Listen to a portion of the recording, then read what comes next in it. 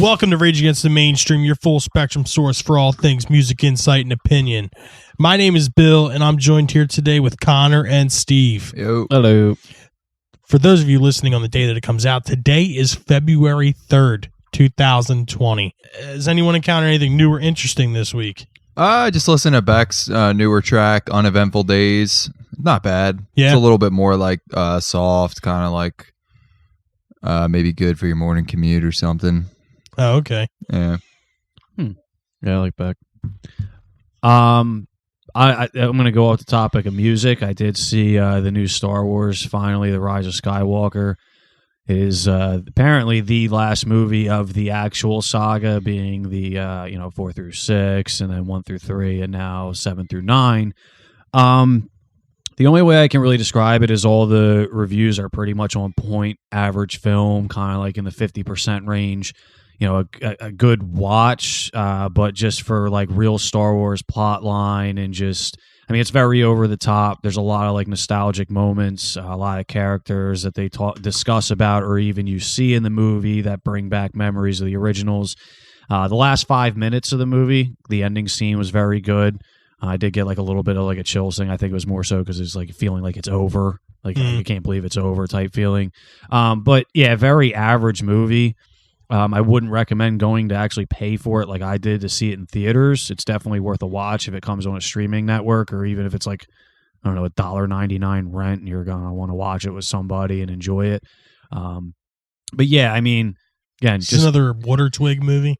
Yeah, you could say that. It's the last John Williams Star Wars movie, too. It is, yeah. Is it? Yeah, he's not doing it anymore. Oh, More shit. scores, yeah. And that's the thing. I think that's like a real big thing. It's like all the scenes in there, like when the scores happen by John Williams, like that's what really gives me the chills. Like that's what really makes the scenes. And this movie kind of just like lost touch with like the real Star Wars, aesthetic. But again, just a fun watch, but not really anything. What do you like better, this or Last Jedi? Honestly, just because the plot line from Last Jedi was rubbing off of The Force Awakens, so I liked it, because this movie literally starts with a whole new plot. Like the way The Last Jedi ended, it just like they introduced, a little spoiler alert, they introduced Palpatine. He's actually in the film. You see him within the first 10 minutes. And the scroll literally picks up with this whole new plot line. So like Last Jedi, I think was just better because it does rub right off of Force Awakens, and then this movie kind of comes out of fucking left field. Mm-hmm. I mean, with the storyline. So I think that's why I like Last Jedi better. Like I said, it's telling you, Connor, this is kind of like right in like Attack of the Clones realm. Yeah. Yeah, I would put this at literally the bottom of those 9 films. Yeah. Is it better or worse than Attack of the Clones? It's like I would probably watch Attack of the Clones first just because of that fight scene with all the Jedi. Yeah. When Mace Windu kills Jango Fett, just because of that scene. It's probably Padme. Yeah, She was looking good on she was looking pretty good. Geonosis. And, yeah, she was. Yeah, she was. It's funny. It's not really new, but it's interesting. And, there's probably going to be some hate over this. But I was cruising through Hair Nation and took a stop, and I was listening to it a little bit. And the song 17 by Winger came on. Those of you who don't know, Winger is an 80s, but they're basically like butt rock before butt rock. Really. Isn't that the band that like kid that Stewart? Yeah, Stewart. Stewart wore the Winger shirt on Beavis and Butthead.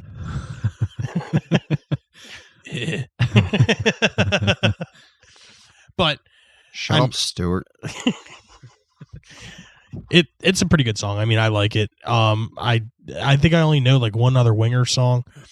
And they're just another one of those bands, dude, like Rat and fucking Warrant and shit that get a lot of hate. Rat is the best one. Round and Round's pretty tolerable.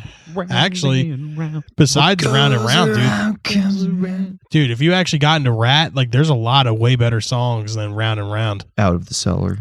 Yeah, like You're in Love's insanely good. God damn it. This is the name of Stephen Percy. I forget what the guitar player's name was. Robin something. Crosby. Robin Crosby. There we go. I know my Rat. Wow, I'm kind of impressed, Connor, to be honest with you. Lay It Down. That's the other one. Lay It Down has got an awesome riff in the beginning. Like that shit would catch you, like get you in. Yeah. No bullshit. Yeah, Rat is they weren't the worst of the worst. Like, No. I'll take Rat over. Like, they weren't like Poison or something like that. Scorpions. They Yeah. weren't- yeah, Scorpions. Yeah. They were like a harder Poison.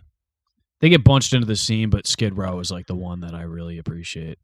They get I would bunched into Oh, I would yeah. put Rat in with Skid Row, where yeah, like it's they're Skid like Row, just because of the Slave to the Grind album, like that album. Oh, fuck yeah, dude. Yeah, that album's actually Slave the really Grind's good. awesome. Yeah, like Monkey Business, and even the title. Rat's track, like the Bush of that scene. Like they're like yeah, definitely a ripoff of some stuff, but Yeah. they're not bad. yeah, Exactly. you Yeah. can listen to them. Yeah, Yeah, they have stuff that you can listen to. Yeah. Exactly. On this day in music history, 1959, Buddy Holly, Richie Valens, and J.P. the Big Bopper Richardson are killed in a plane crash. Don McLean will call it the day the music died in his 1971 hit, American Pie. it is the day the music died. Yeah, Yep. I like Richie Valens a lot. Yeah, man. Yeah. Buddy Holly too. Obviously, man. Buddy I mean, Holly, obviously, yeah. I feel like one of these days we should watch La Bamba. Yeah, Yeah. that's a good one. I Yeah. like that movie. That's on Yeah. Netflix. Is I it? think. yeah, we could do that soon. Yeah. I want to watch that. Get ready, folks. But anyway, 1960, Frank Sinatra launches the first fully artist-owned label, Reprise Records, so he can own his own masters. Some of his cohorts, including Dean Martin and Rosemary Clooney, joined the label, which is sold to Warner Brothers in 1963, where it becomes a home to a number of famous acts, including Jimi Hendrix, Joni Mitchell, and Green Day later on. It's pretty cool. Neil Young was on it too. Was he? Yeah. That was the that was like his, that wasn't the 80s era, right? No, he was always on Reprise, and then Reprise shut down for a little bit in the 80s. Okay. And they weren't like doing new releases anymore, just back catalog. And then Neil Young was forced to go hunt around for a new deal, and Okay. landed at Geffen. And Gavin was pissed. this coincided with like a period where Neil Young wanted to like change his sound, and it wasn't commercially successful. And Geffen was like pissed. Yeah, they thought they were hiring like, a rock, like Dynamo, who was just gonna crank sales for them. Eric Clapton. I feel Yeah. like since we started this podcast, I've like gotten like a school on Neil Young. He's got quite a history. It's funny because progressively through this show, I've listened to more and more Neil Young as it goes on. And I like Neil Young is just like, a blister you've come to enjoy. Like it you wasn't didn't really know it's like Neil Young? I wasn't a huge fan. I didn't know anything outside of like what Harvest and obviously Old Man and that whole Yeah, it's on album. Harvest, I didn't really yeah. know much outside of that. And then I listened to that live at Massey Hall, and I was like, "Fuck yeah, all right, Yeah, I can Neil get Young, with man. this." He's the man. Yeah, and then I obviously went into Buffalo Springfield. Yeah. That's exactly what I did. I went to that. I went back to Yeah. Crosby, Stills and all that stuff with them. Like I listened to that live album, 4-Way Street with Crosby, Stills, Nash and Young, and dude, yeah. There's not a single Neil Young and Crazy Horse album I don't like. Yeah, Anytime he gets with Crazy definitely, Horse, I'm definitely in. Yeah, after Yeah. I listened to Psychedelic Pill, man, I went Yeah. backwards. Yeah, it was Even Psychedelic Pill, yeah, I like actually all the enjoyed way into the 2010s. yeah. Still rocking Crazy Horse. Oh yeah. The free world. 1969, Beatles John Lennon, George Harrison, and Ringo Starr hire Alan Klein as the group's new manager against the express wishes of Paul McCartney, who preferred his father-in-law, Lee Eastman. The dissension would prove to be the deciding factor in the group's breakup a year later. We have sources that say otherwise. Yes. What? Yoko. Oh.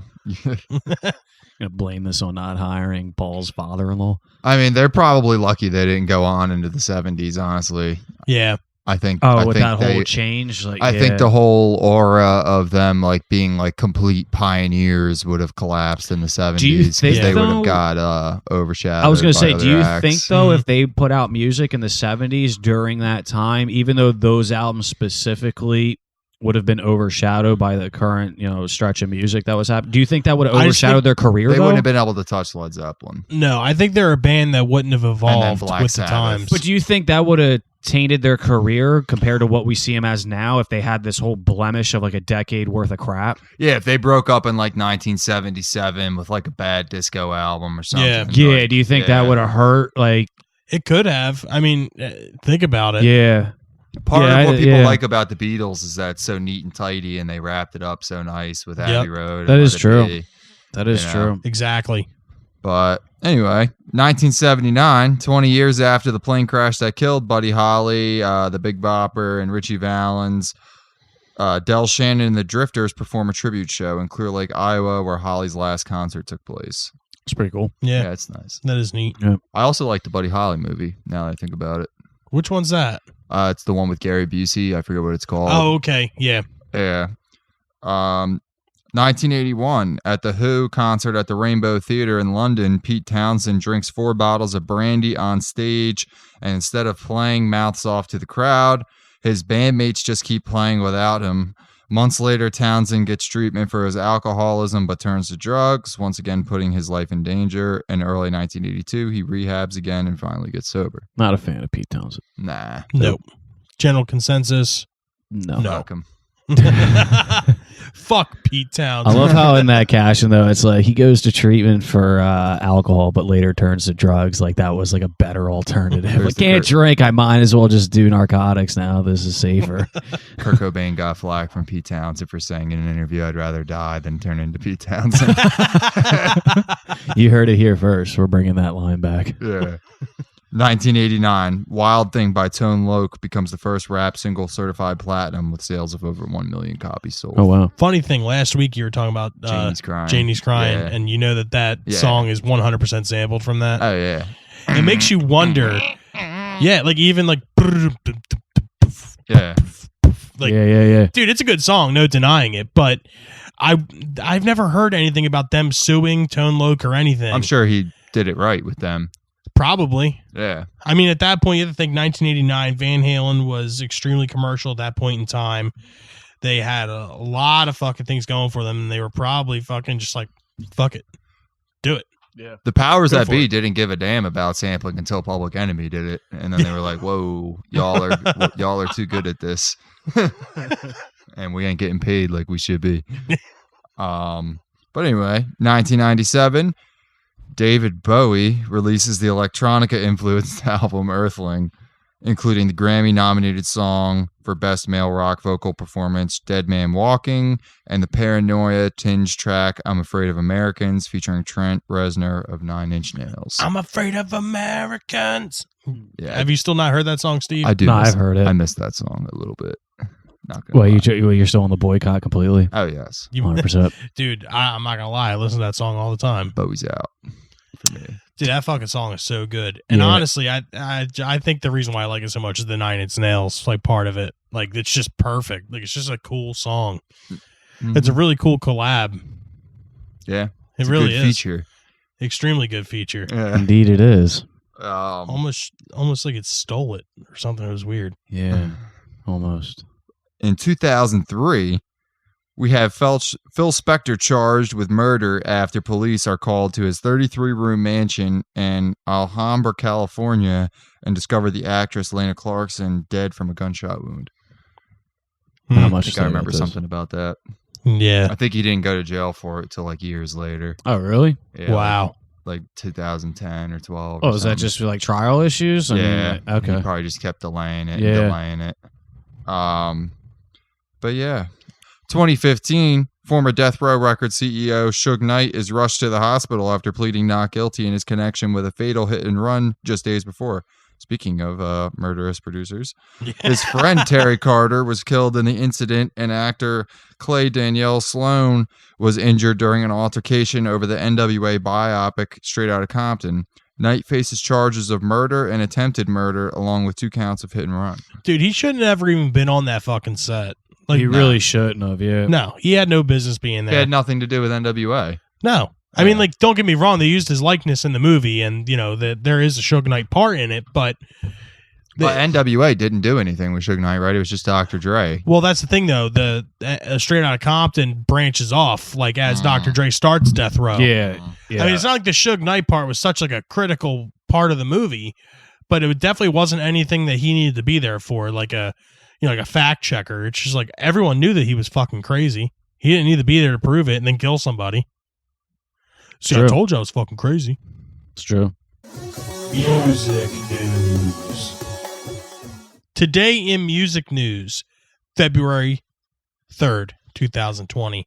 First thing we got here is Pearl Jam announced a new album, Gigaton, and North American tour dates. They released their 11th album, Gigaton, on March 27th, their first album of new material since 2013's Lightning Bolt, marking the longest period of time they've ever gone between albums. Lead-off single, Dance of the Clairvoyants, will be released in the coming weeks. Mike McCready said in a statement, making this record was a long journey. It was emotionally dark and confusing at times, but also an exciting experimental roadmap into music redemption. Collaborating with my bandmates on Gigaton ultimately gave me greater love, awareness, and knowledge of the need for human connection in these times. Josh Evans of Pearl Jam produced the album. Evans has previously worked on an engineer for projects for Soundgarden, Chris Cornell, Mad Season, Jeff Ament, and McCready, but it's his first time producing a Pearl Jam record.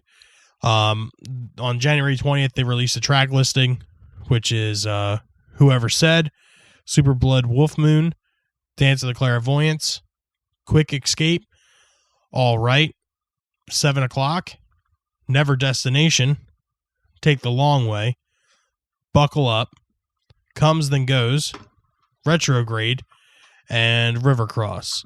They should have named this album 11. 11. They should have. There's 12 songs. Still. Yeah. I mean, They couldn't name the last one 10. Yeah. Feel me? Yeah. Damn. It's saying missed the out group on will hit the opportunity road. there. Yeah. Damn. We'll see if it's musical redemption because they need it after fucking lightning. I was going to ask you. Bolt of shit. I can't remember what album was The Fixer on. What was that called? Backspacer. That was 11 years ago. Okay. What came out? Was Lightning Bolt come out after that? 2013. Okay, that so was it. Backspacer was the last album I did here. I didn't even listen to Lightning Bolt. Nah, I No. heard the singles from it and I didn't like You didn't them. listen to the album at all? Nah. Okay. The cool thing about streaming albums, it's funny. Like I go out now and I buy records. If every record I've bought recently and actually own now is like albums that I already have on Apple Music, downloaded easily for my monthly fee. Thank you, corporations.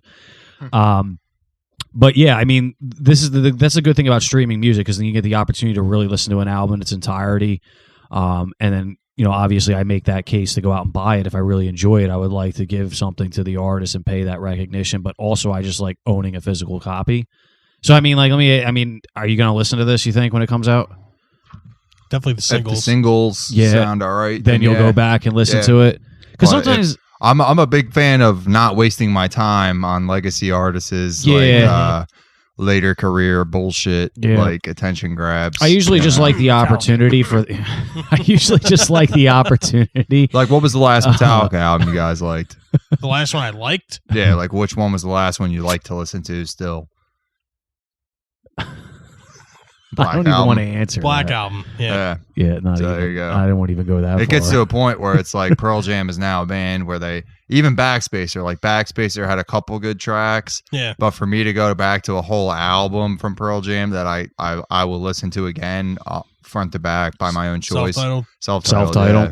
Yeah. Okay. That was That's a good fair. I mean, album. but do you like the opportunity that when they do this, it kind of puts them in a position where they're going to tour Yeah. and more No, I thoroughly? would like to see Pearl Jam live. I haven't caught them, but Yeah. I've heard they're incredible live. same. But yeah, I have all their albums up until Backspacer.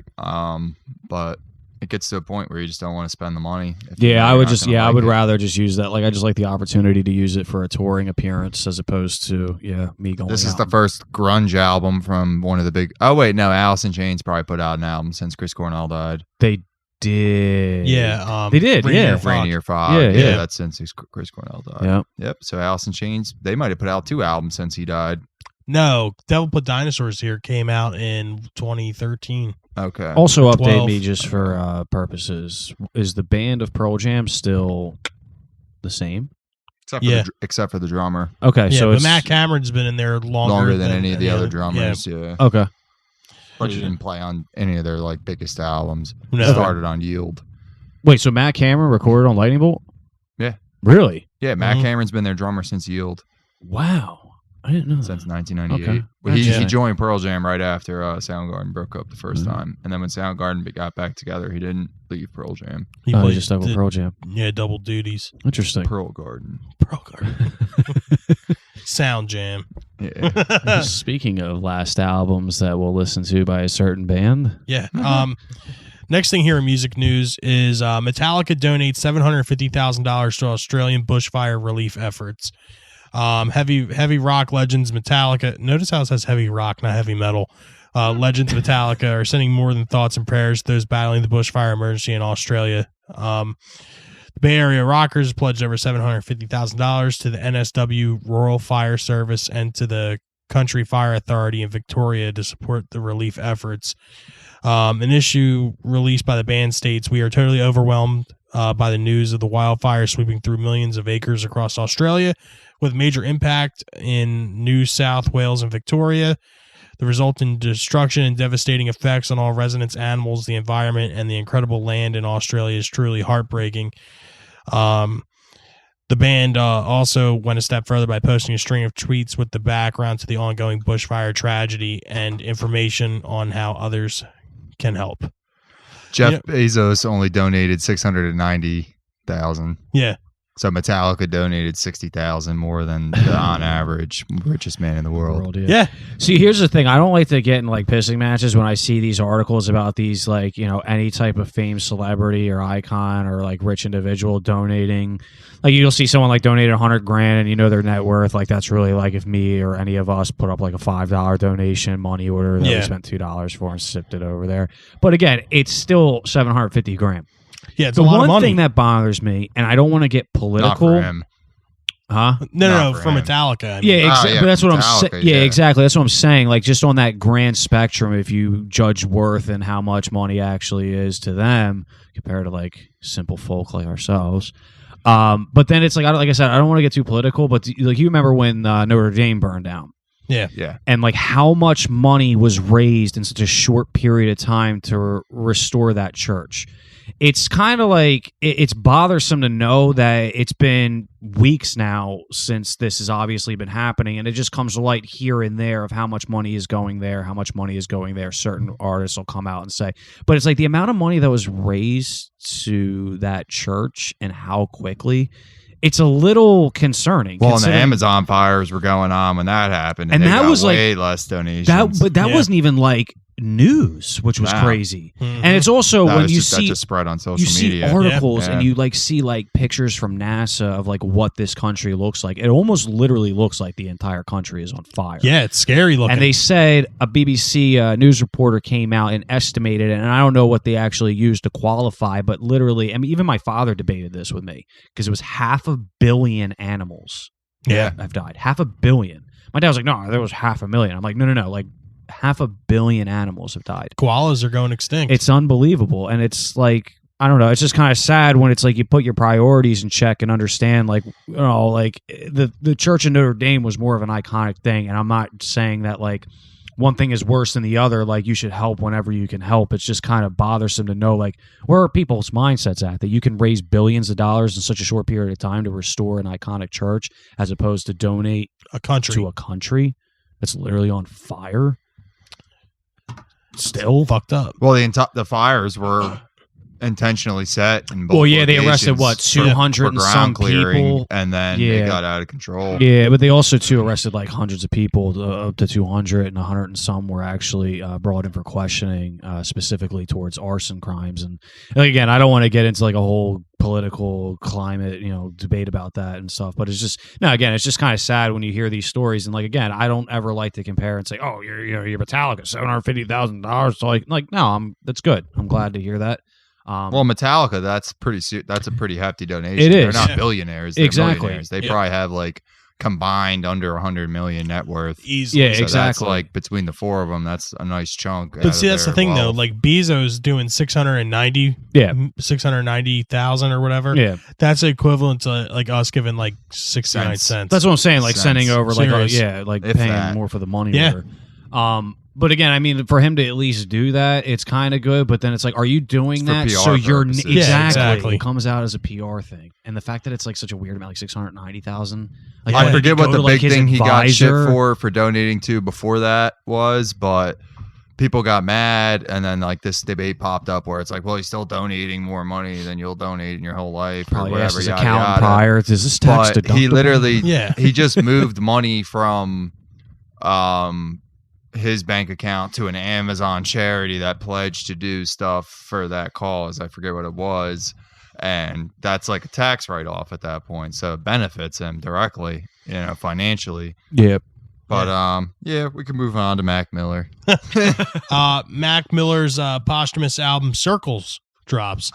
Mac Miller had an album drop that was supposed to be a companion piece to his last album, Swimming. The rapper's record Circles dropped January 17th and was written by Miller at the time of his death in 2018. Didn't that drop on the same day as the Eminem album? Yes, it did. Yeah, we Okay. didn't mention that last week. I think that's kind of messed up. Yeah, I that think it's fucked up. Eminem did that. I mean, you kind of put this hype out there, especially with Mac Miller, like the first posthumous album. Like, you remember when, what was the name of the first Tupac album, the posthumous one? Machiavelli. Was it Machiavelli? That was the first posthumous one, but he had recorded it before he died. Yeah, but that was the first posthumous album to release. Yeah, the Yeah. first one that was finished after he died was Samples. Are You Still Down? Are You Still Down? Okay. With like Do For Love on Yeah, it. and it's like you understand like the hype that comes around that. I mean, to hear new work by Mac Miller, especially in the wake of his death, I mean, it's still pretty much fresh. I mean, I remember like NPR does these Tiny Desk concerts, and I remember like that being the most viewed one after his death, and people really starting to revisit his music. And then this new album comes out. Like, Eminem's gonna really like you knew like Well, you have an Eminem- opportunity. Like don't- Eminem's probably so out of touch that he probably didn't even know the fucking album No, was like coming out. Mac Miller. I don't put in that same category of like underground, like weird hip hop Still, artists. Do you think Eminem's like actively I would listening hope to so. new Mac releases? I would hope he Yeah. knew about Mac Miller releasing this album. That was I like don't know, man. it's kind of sad. I mean, because again, I have both respect for both those artists, but I still haven't even listened to this Mac Miller album, Nah, me and I either. actually enjoy some of his stuff, so I'm gonna check it out. But yeah, I mean, it's cool. I think that's cool when they do posthumous albums. I think it's not cool so much when they go to the extent of doing hologram shows and they keep releasing more and more work. I think like at some point you do have to understand like when to call it quits. So it's like that opportunity where you get some new work out there, maybe on release tracks. A lot of bands do that. Well, I heard on this new Pearl Jam tour, Mac Miller's hologram is going to be opening on the 16 dates. How much is it going to cost? Like $150. $150 For for lawn. Dave Is that- Grohl. Dave Grohl, yeah. Um, see us $350 for the lawn only. this week, we want to talk about features that stole the song. Well, I think the most, I wouldn't say infamous, but the most famous Steal the Show story and one of the most popular songs of that is Under Pressure by Queen. Yeah. It's a Queen song.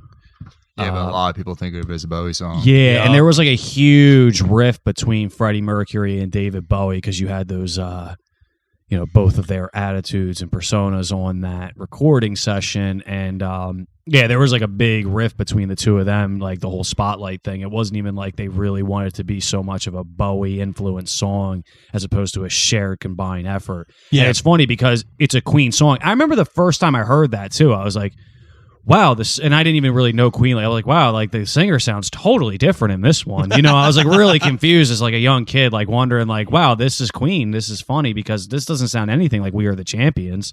He sounds totally different in this one. And then obviously later on you realize fucking story behind that. But yeah, I mean, I think that's one of those songs. I don't necessarily think it says like, oh, it made it better, but it's an iconic song just for what it is. But yeah, that I'll use that song to kind of set the tone for what we're kind of getting at here. But yeah, I think that's one of the most like famous, Steal the Show stories of a Queen song or a certain I got artist one. song. Billy Preston on Get Back.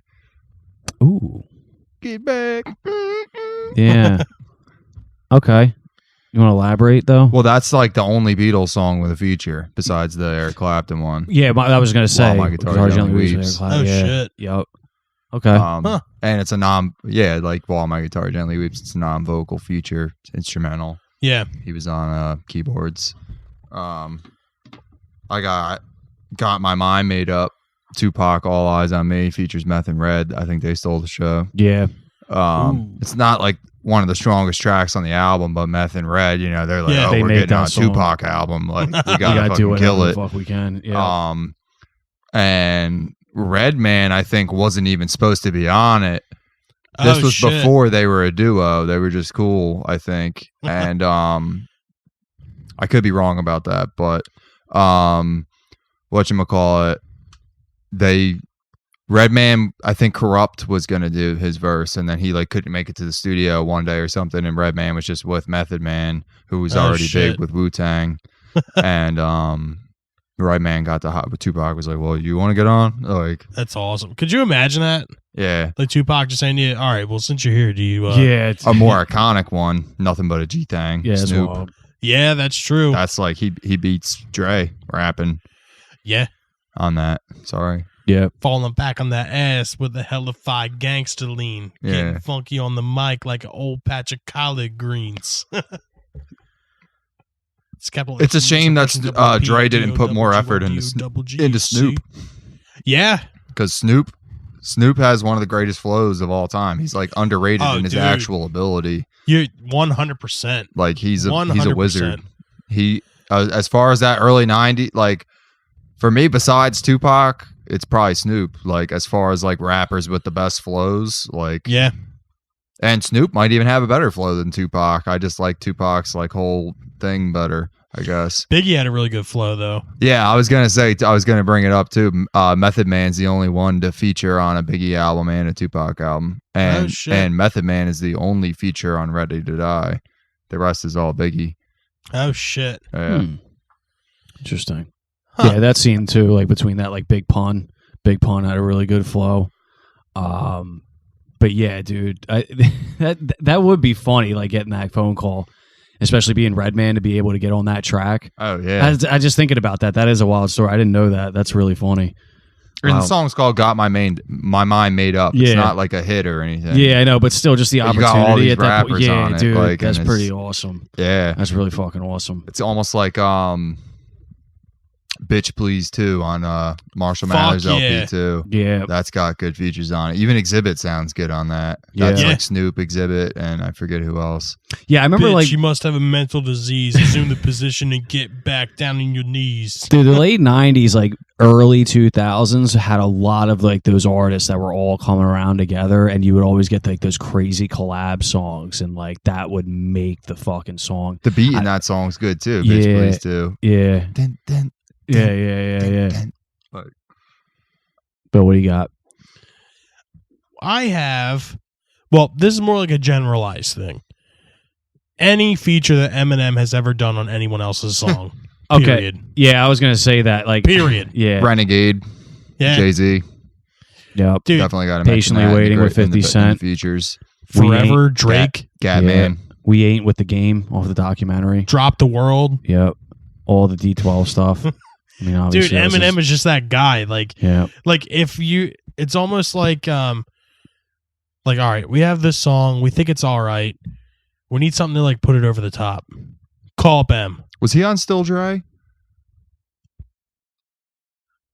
No, I don't No. think so. Okay. He was on I Need a Doctor, right? Yeah. Yeah. Okay. That was it was basically him. Like that was he was the whole song. Dre did one verse. Yeah. yeah. But dude, like anything, any feature that Eminem does on a song, he steals it every time. Yeah. Like I can't think of one song where he was on there and it wasn't like, oh fuck, like he fucked this song up.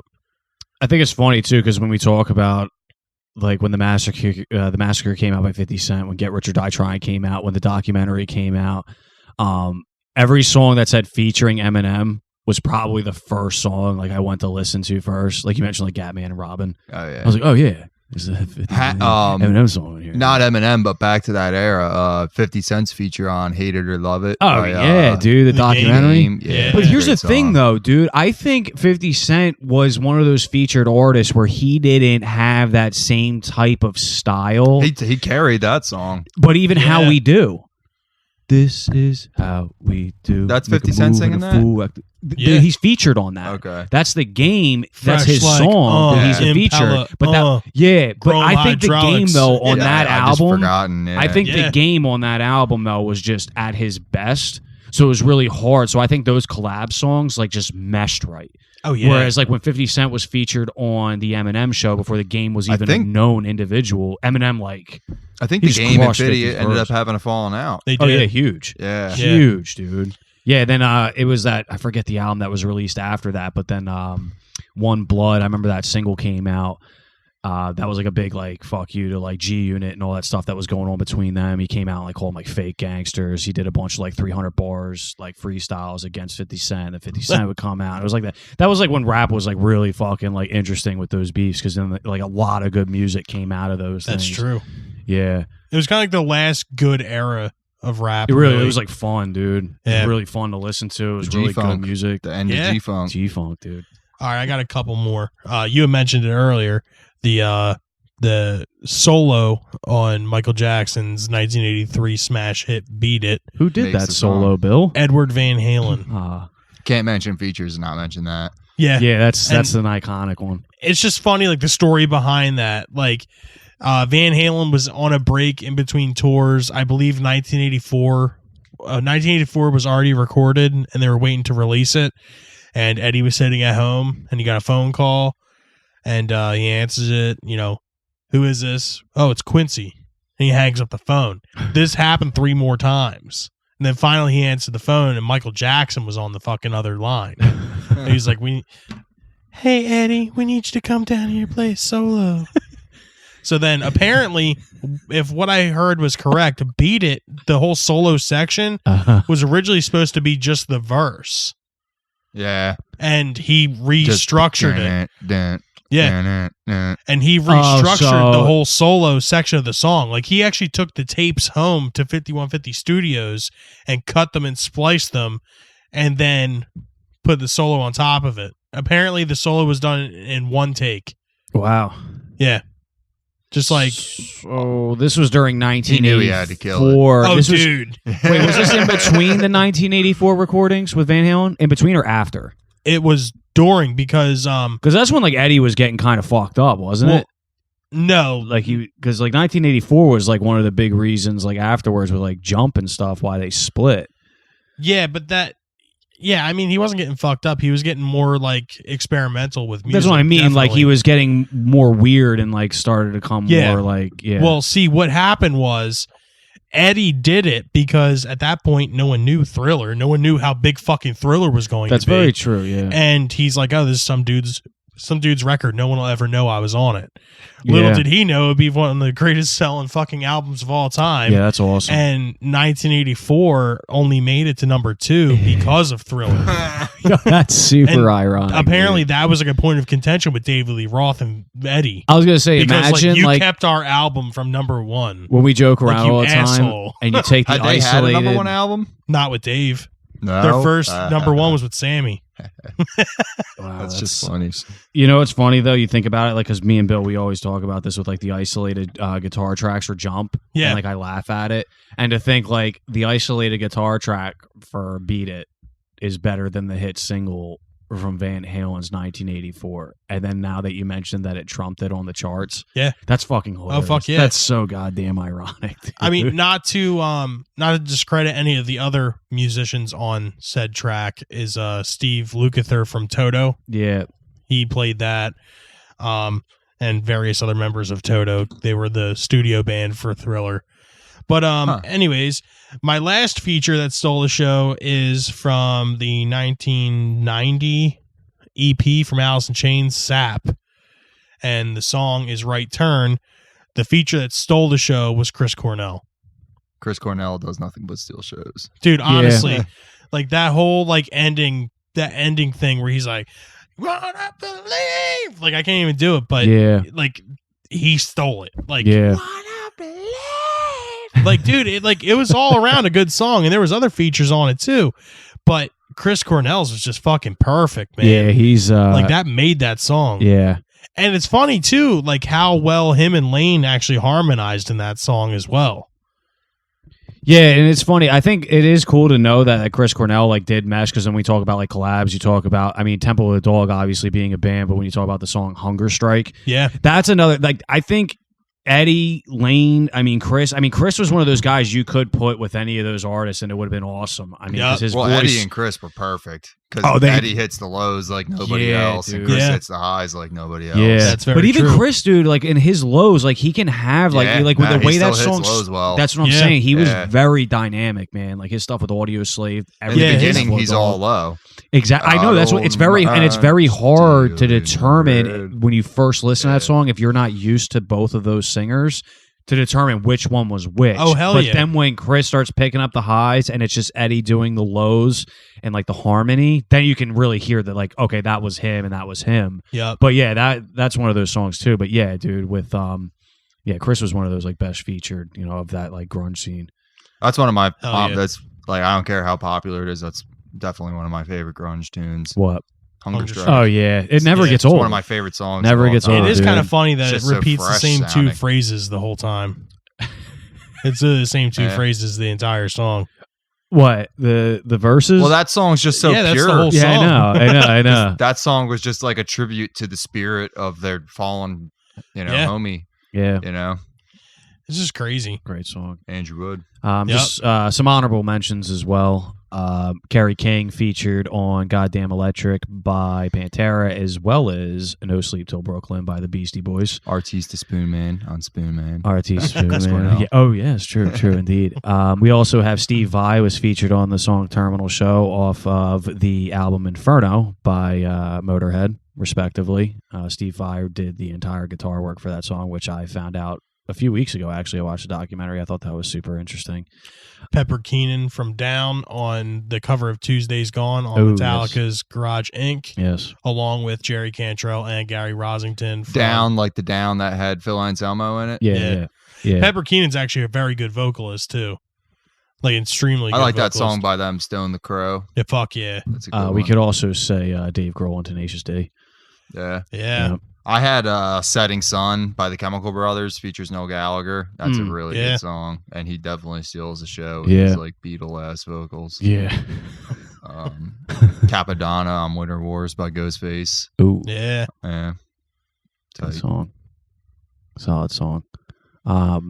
Yeah, I mean, in the day and age of like featured artists, it's harder because there's not so many artists that are iconic enough. Yeah. They're gonna be, like, I mean, like It's like we Drake. talked about with Eminem, dude. Yeah, like Drake kind of like, I think Drake was one of those like last scenes because Drake had a lot of those songs like when DJ Khaled was making all those like collab songs with like Chris Brown and like, Drake and Lil Wayne. Khaled, He start- yeah, 'cause we I the mean- best. Like the song Take Care with Rihanna and Drake was a good song that featured both of them equally enough. But I think that's like kind of that last era where you had a lot of artists that took the time to give themselves enough credibility that when they teamed up, it was like, fuck yeah, dude. Yeah. Like, wow, that's awesome seeing all those like guys on one song. Holy shit. Now it's kind of like there's nobody really out there. I mean, obviously now Post Malone bringing on Ozzy Osbourne, which eventually sparked Ozzy into this new album. But again, it's like, By I the don't way, know, dude. Ordinary Man came out. Did you hear it? The song he did with Elton John. oh god, there's another one came out. With Ozzy? Yeah, Ozzy and Elton John. We'll have to listen to it Call me after crazy. the show. That's actually a pretty good match. It isn't. Or it should be. It should be. It's not horrible. It's Yeah. not horrible, but it's definitely not going to be in my top 10 or even top 20 Ozzy songs. Yeah. Well, yeah. Yeah. Yeah, that's what it just happens. doesn't cut it. But all in all, it isn't bad.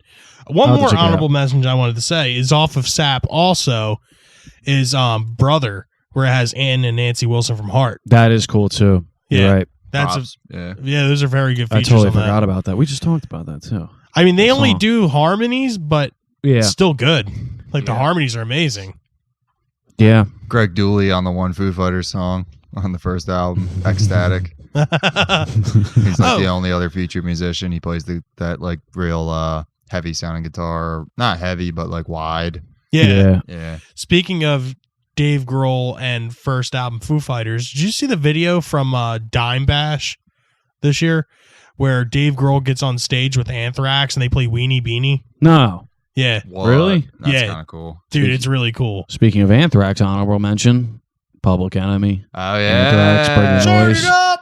Yeah, that's a good. Bring the doors. Yeah, that really kind of like put Anthrax back on the map, dude. Oh, fuck yeah.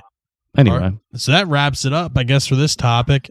I guess, do you have, I guess let's go around the table and what in your opinion, would be the best show stealer of a song? I think most iconic for me again was like the Under Pressure thing, but like the best were Snoop, not Mudgy thing. that one's.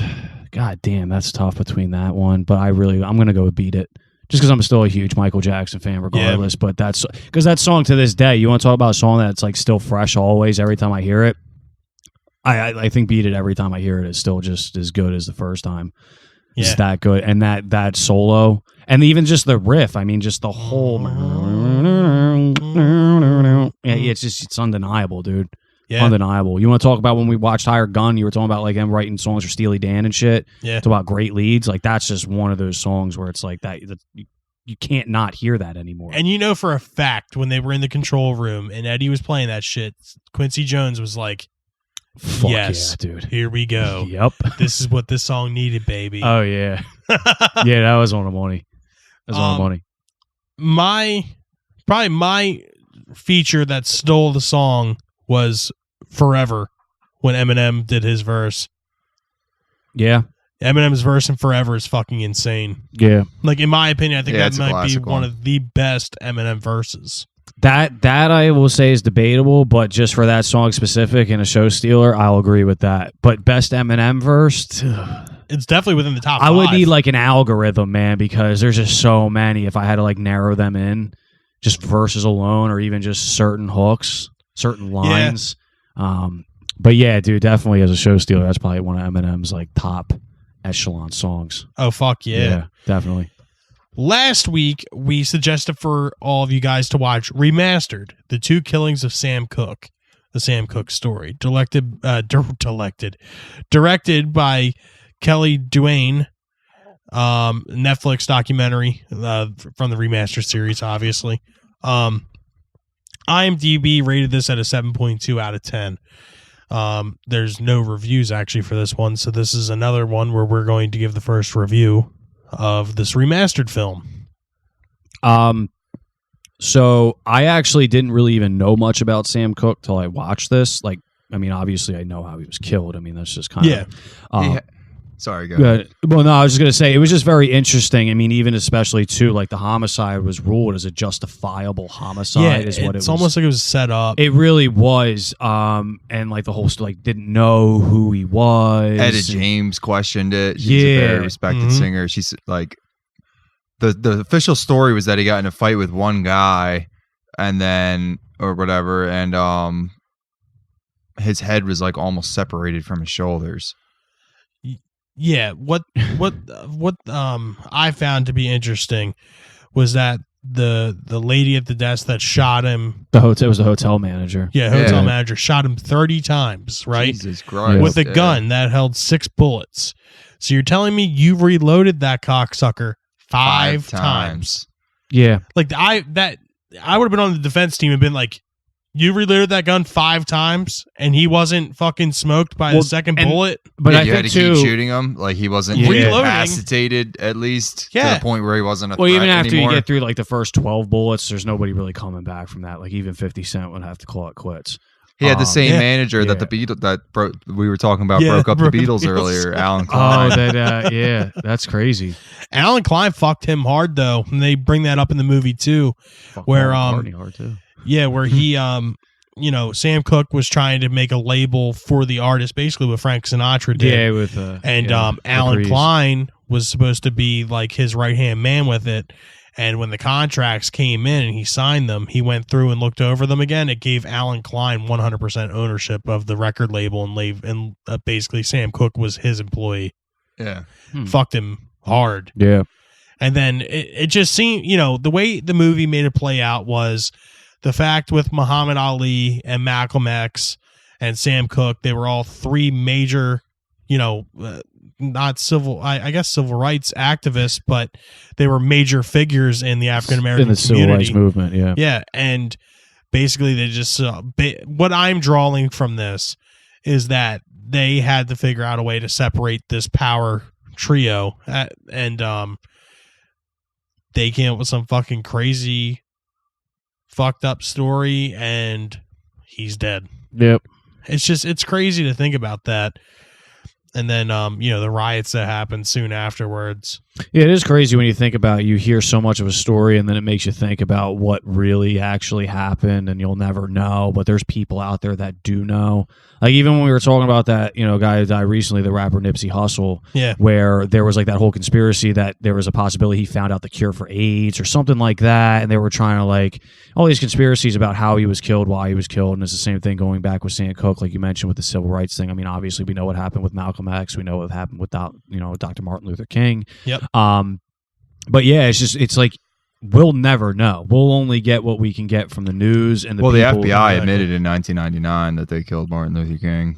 Yeah, but I'm saying I'm not talking about that specifically. I'm just talking about, and that's a whole different subject. I'm talking about the Sam Cooke thing. But yeah, with the Sam Cooke thing, dude, it's sad because again, we'll never really get that whole story. I mean, like many other stories in the world today, but yeah, I mean, even the fact that it was ruled as a justifiable homicide. 30 bullets. Yeah, and like not That's even not like a justified self-defense at all. killing. It's like the act itself was like allowed due to a prior incident. But it's very weird. The whole thing's just very weird. It makes no sense. And like, yeah, the fact 30 bullets were shot from a magazine that held 6 rounds at a time. Yeah, it makes no sense in the end of the Just story. wild. I feel like as we watch more of these remasters, they're getting better and better. Yeah. Like this one is like extremely good. What was the one that we watched a few weeks ago? What was the last remaster we watched? Tricky Dick and The Man in Black. Man in Black. That one was really good too. Yeah. I mean, obviously anything's a step up from Devil at the Crossroads. That was fucking horrible. Horrible. Yeah, we're not even going to go back to that. I don't want to get off subject. But yeah, so IMDb gave this a 7.2 out of 10. I think I'm going to give this a solid 7. That's fair. I think it was interesting, and I learned a lot from it. That's fair. And it kept I'll me take intrigued. a 7.5 on it, honestly. I'm going to 6.8. All right, so our general consensus is a 7.1 out of 10. And I think that's fair.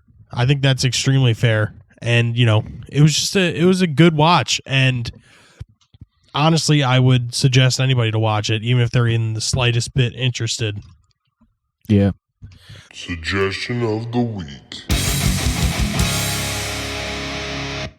I got Galaxy 500 on fire. My track is Strange. I forget what year it came out. They were dubbed sadcore. Sadcore? Sadcore. They're not heavy at all. Or yeah, Wait. Like SAD core? yeah, Sadcore. yeah. Oh. But anyway, On Fire, very good alternative album, I'll say. Check that out. Nice. What do you got, Steve? I'm going to recommend the 1993 album by Swedish melodic black metal band that is called Dissection. The album is called The Somber Lane. It's their first full-length release. The song I'm recommending is track 4. It's called A Land Forlorn. It was slowcore, sorry. Yeah, sadcore didn't seem so right. Sadcore. And it's from That's still- that's pretty 1989. awesome. Is that a real genre? We'll have to look that Yes, up. it's a real genre. Sadcore? All right, I'm going to have to branch into the sadcore, expand my horizons a bit, and branch on into the sadcore. You don't know sadcore, bro? Did Sunny Day Real Estate start that genre? No, they were emo. They were emo, but is like, are there influences from Sunny Day Real Estate? Did sadcore Probably. evolve from the emo scene? I think Sunny Day Real Estate mostly came from like. No. I'm saying about all these sadcore bands you listed. I didn't see Sunny Day Real Estate on the list. I wonder if they They were are a lot of them were influenced. like before Sunny Day Real Estate. Before? Yeah. Oh, okay. I'll have to check this out. Sadcore. 2020. It's time for some sadcore. Bill, what do you got, buddy? I'm going to take this one into a deep cut for those of you that may or may not have ever heard this before. There is a song that features both Tupac and Biggie. Yeah, but it was posthumous, right? Negatory. It's a single from Heavy D and the Boys producer Eddie F. okay, Let's Get It On, the album. The song is Let's Get It On. The song came out in 1994. If you have not heard this song yet, stop listening right now. Put this shit on and you will thank me next week. Good choice. Our group suggestion is Clive Davis, The Soundtrack of Our Lives, directed by Chris Perkle. Basically just another documentary about the life and work of music producer Clive Davis. Yeah, another one of those guys that got his hands on like Everything. a lot of shit you don't realize. Yeah. Yeah, exactly. All right, guys. Well, that about wraps it up for this week. Once again, this is Rage Against the Mainstream signing off. But you don't have to stay away for too long. You can catch us on our social medias at facebook.com/RATM podcast, Instagram and Twitter at RATM podcast. And as always, our email is open and willing and ready for all of your hot, juicy submissions We're moist. at ratmpodcast@gmail.com. We are still taking submissions for bands and artists and whoever you want. You want to give us topic ideas you want us to talk about? Do we suck? Do we not suck? Tell us what you think. We'll get back to you, maybe even shout you out in an episode. Maybe you can get your feature and steal the show. But until then, this is Rage Against the Mainstream signing off for the evening. I'm Bill. I'm Connor. Steve. Have a good night, guys. Thanks for listening. The cookie crumbled.